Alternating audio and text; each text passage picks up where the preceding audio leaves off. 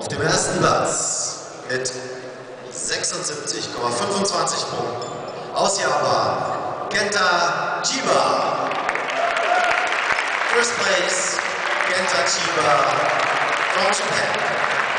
Kenta, please.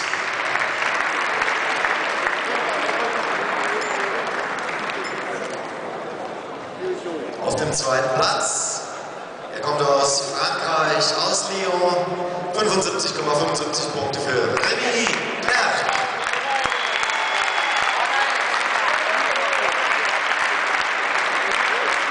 Dritter mit 75,10 Punkten aus Kroatien, Tin Srivic.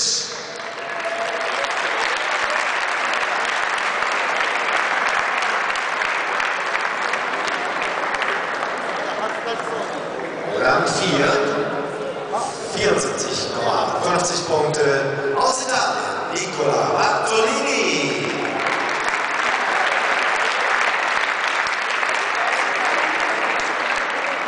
Den fünften Platz belegt mit 73,95 Punkten Kevin Bosniak.